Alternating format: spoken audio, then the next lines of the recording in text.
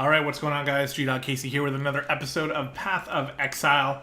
We are continuing the recording right after the last episode here, which is not something that I will typically do, but I'm doing it now just to sort of give me a bit of a head start.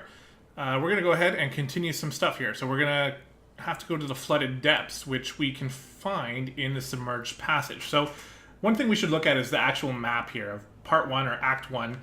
This is the map of the entire act, but we won't always know where some areas will branch off. Now these are the quests that we have. The Lord's Labyrinth, we're already completed that with other characters, but I'll do it with this character as well just to sort of show you guys. We can look at the quest and figure out where we have to go. This wants us to follow the Emperor's Road, and we can see it'll take us through here, through here, through here, through here, and then off of the map. This one wants us to go here, which is a branch off of the submerged passage. So we know that if we go to the submerged passage, there's going to be 2 exits at least. So we click on the waypoint, we click on submerged passage, and we get the hell out. And now the goal here is to look for the flooded depths. And kill any enemies we see like this along the way. Molten Strike is much better for our single target damage. So we're not necessarily uncovering the entire map, although that might happen if we get really unlucky with our pathing. We're really just trying to find the exit to the flooded depths and then the exit out of here as well. These enemies are a bit annoying because they have a shell on them. That once you kill them the first time, their shell breaks and you have to kill them a second time to actually kill them. So something that's a little bit annoying, but not a huge deal.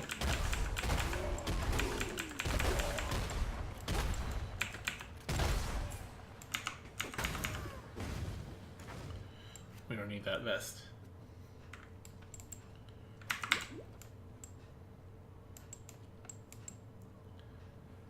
Okay, well that's a dead end. We can use the Quicksilver Flask, by the way, to give us a bit of a movement speed buff, which is something I don't think I did in the last episode, even though I had the flask. I just sort of forgot about it. Alright, I've got another level. And now we can talk a bit about these nodes that are much more powerful. You can see them. They're not necessarily rare, but you have to go through like basic nodes to get to them. So this one is Warrior's Blood. It gives us life regen, extra stun threshold, and extra strength, plus 20 to strength, which is really good. So we'll take that. I have my the skill tree up on my second monitor here so I can quickly reference it so I know where we're going. I haven't leveled this. I am leveling this build up on another character that I'm playing with my wife, but out of all the builds that I had tried, this one seems like it'll probably be the best one for a YouTube series, so that's why I'm doing it.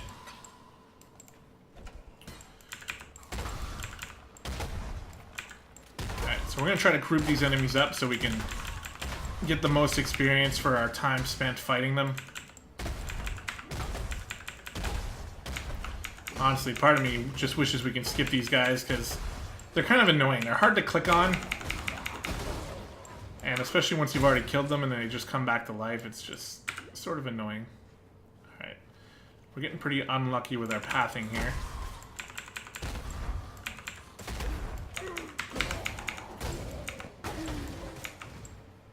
Oh, I haven't even used Ancestral Protector yet. So this is a totem.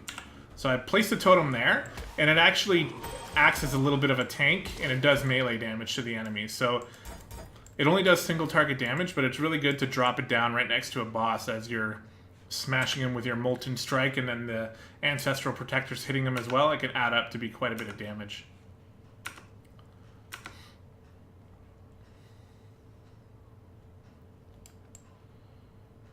Okay, so like right here, we can drop the Protector, and it's not necessarily a tank, although any enemy that it does hit will turn around to hit it as well, so it can save you a little bit of damage against, but not anything too crazy.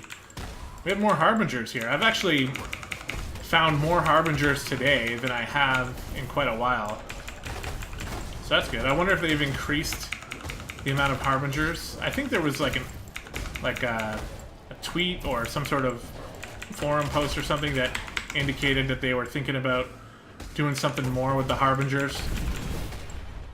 There we go. They just drop a lot of shards.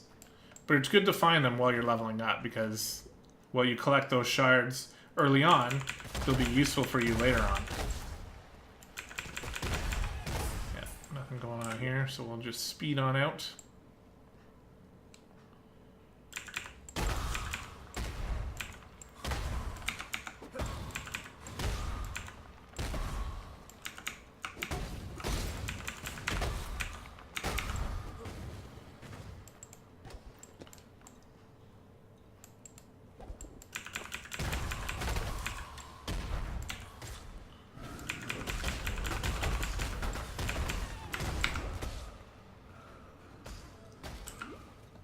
Okay, here is an exit, but it's to the ledge. So that's the way we go to advance the story. But we have this side quest here for the Dweller of the Deep. And it looks like we got pretty unlucky finding the exit. So we're going to have to go back now and search around for it.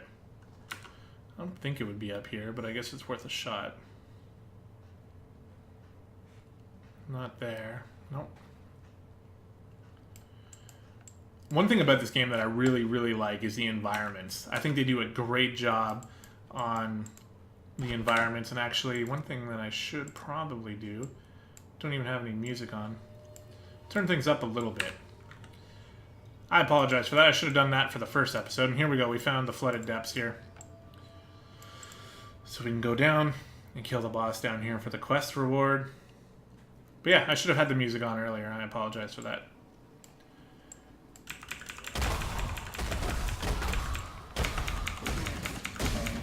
Hopefully it's not too loud. Should be okay.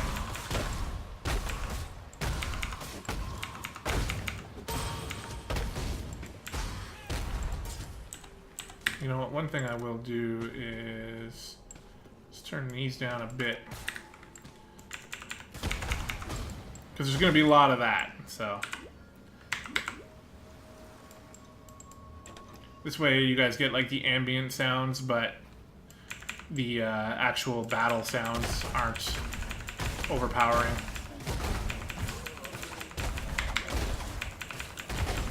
So these guys do extra damage, which is why they're doing extra damage to me. I actually needed healing there, or else I would have been in a bit of trouble.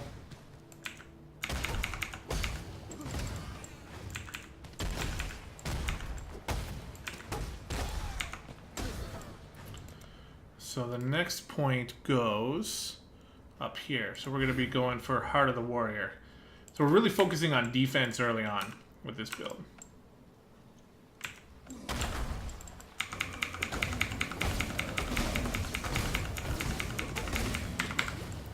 But as you can see, we're still capable of decent amounts of damage here.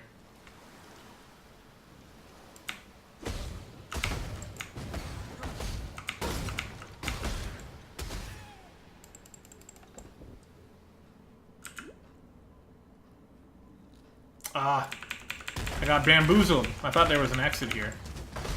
Doesn't look like there is. But hey, at least we got a portal scroll, right? That makes it all worth it. You guys see how many portal scrolls I use? There are some times when you need a portal scroll, but not very often.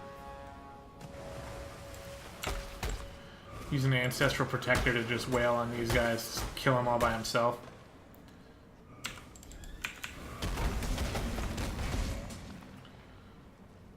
Where am I going?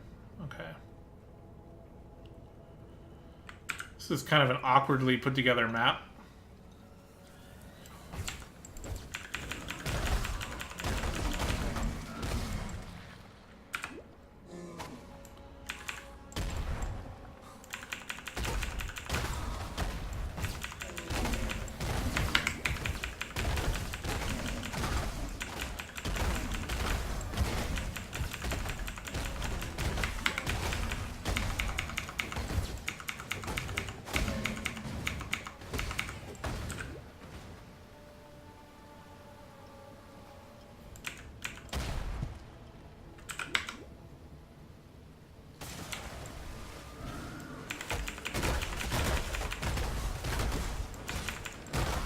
A nice pack here.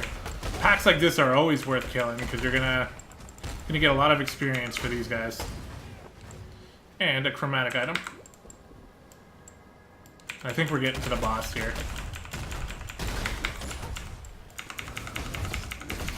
Are these more Harbingers? More Harbingers again, wow. They must have done something, or I'm just getting incredibly lucky. Or unlucky, depending on how you look at it, I guess. But I would say lucky, because we definitely want the loot these guys drop. Especially if they drop binding shards. Oh, there's the Deep Dweller, too. So we're fighting the boss and Harbingers at the same time. So we're taking some pretty serious damage. Just keeping my finger, my trigger finger heavy on the flasks here to make sure I don't die. We did get some binding shards, too. Okay, so we've killed this dude. So now, instead of searching the rest of the area, we're just going to get out.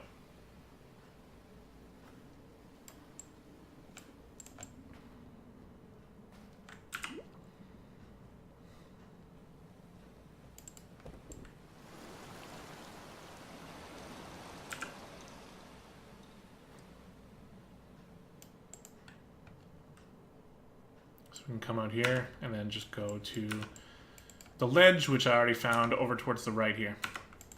So something that's interesting is the maps will stay explored as long as you come back to them within about 8 minutes. I think it's like 8 to 15 minutes after you leave them, they'll reset and the map will go back to being unexplored again.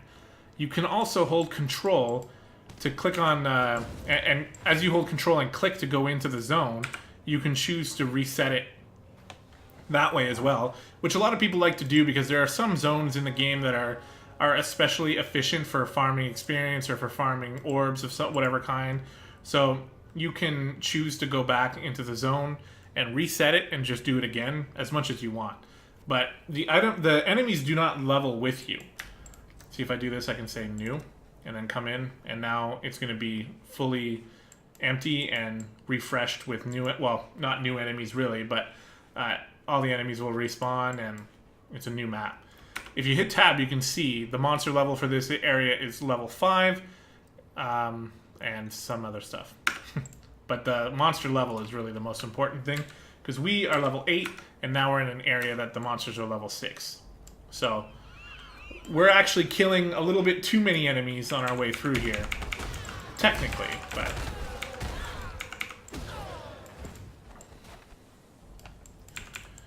I really like the ledge. It's a good area because the enemies in here are relatively easy to kill and they tend to be large groups. So it's fun to sort of just come in here and test all your abilities on the big groups of enemies.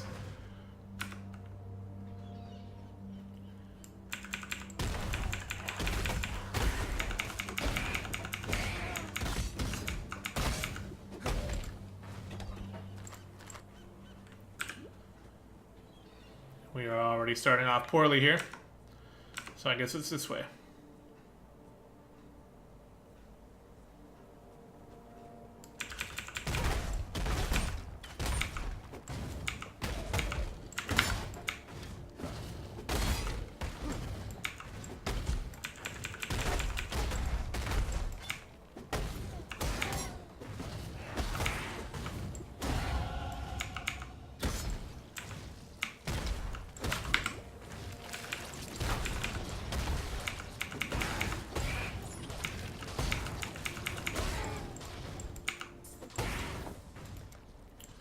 So we get Heart of the Warrior, plus 20 to maximum life, 10% increased maximum life, and plus 10 to strength.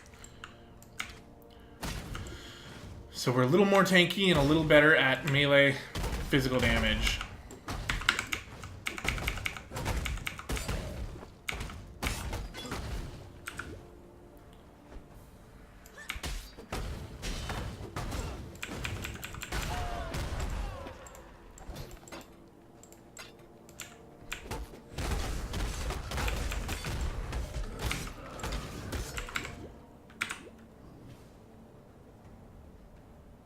Here's the waypoint.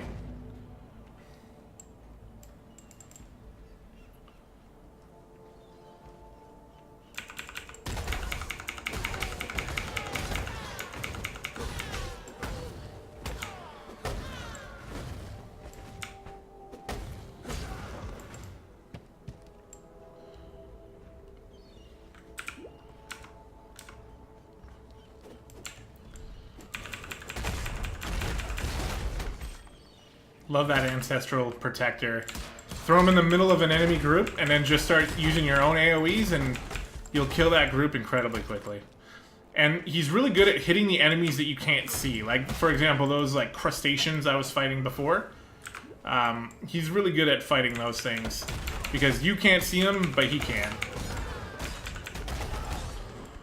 The only thing is he's only melee range. There are some totems out there that do like ranged magic damage and stuff like that. I don't necessarily have to pick up all of these, by the way. Oh, what the fuck? But I'm doing it for now because why not? Not really picking up anything else.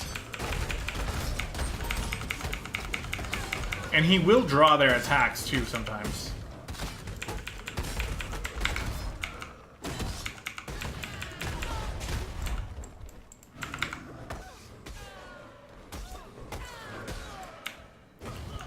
He does good damage. He's got good attack speed as well.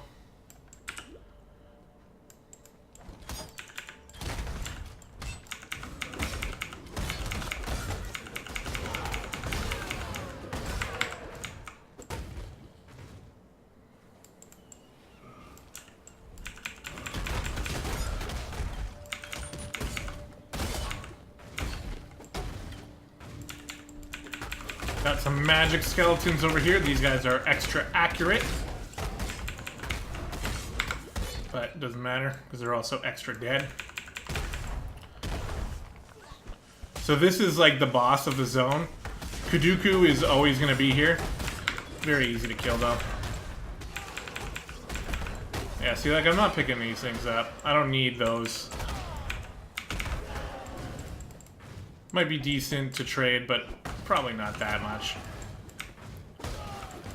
And one thing you guys might be a little confused about is, like, why am I not picking up this chainmail tunic? The reason is because I'm looking for gear that only stacks on armor.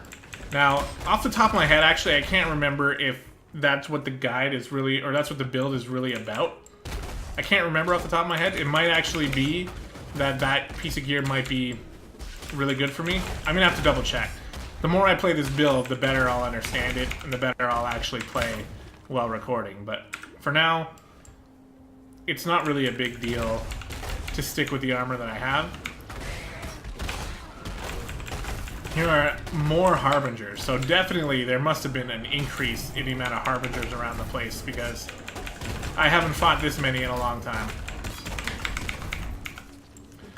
So the way they work is they just spawn their own enemies. You can't actually attack the Harbinger itself, but you do damage to it by killing its minions. You can see the more of its minions I kill, the more damage he takes until he eventually just dies. And we get more binding shards, and those are awesome. Yeah, here's the way. So we're going to come up here, and now we're going to go to the climb, which is all just leading us towards the prison, which we're heading for. So I think there's a waypoint in the climb. There is. You can see the little blue circle beside the name. That means there's a waypoint here. That is going to be where we cut this episode short. I am making it a little bit shorter than... Oh, look at this, more Harbingers. It's a little shorter than the rest of them are going to be, but I just... time kind of flew. You can see here it's getting close to 3 o'clock. And usually I'm eating my lunch at 3 o'clock, but I'm pushing things a little tight here. I gotta eat my lunch and then go to work.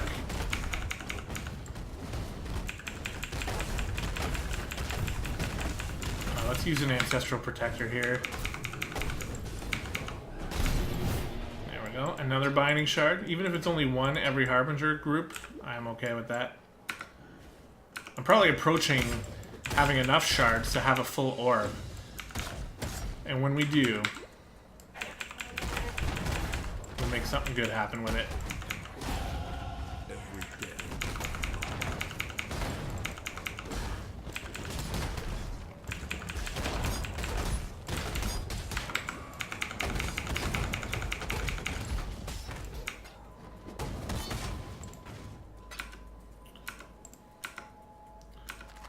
Yeah, we actually want to come this way, though. I did level up again, so we're going to grab this dude. See, that one is only 5% maximum life.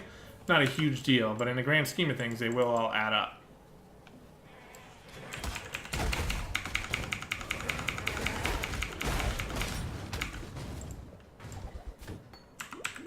and there is the waypoint. So we will be grabbing it here and ending the episode a little bit earlier than normal. Like I said, that's not something you should expect. It's just today I've sort of screwed up my time management a little bit. But we'll fix that in the future. It's only because I'm just sort of starting out with this new YouTube plan, and it is... Oh, look at that. So we're going to go ahead and pick up Born to Fight with that quest reward. 4% increased melee attack speed, plus 20 to accuracy, 26% increased melee physical damage, and plus 20 to strength. So that's a nice boost to our damage there that we will be doing. We'll clean up our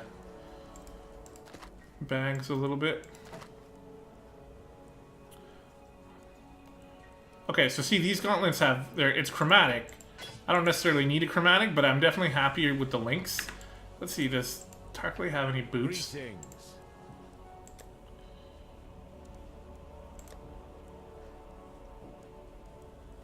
Not really, eh? Usually he's got boots for heavy armor wearers, but not today. Throw shit in our stash.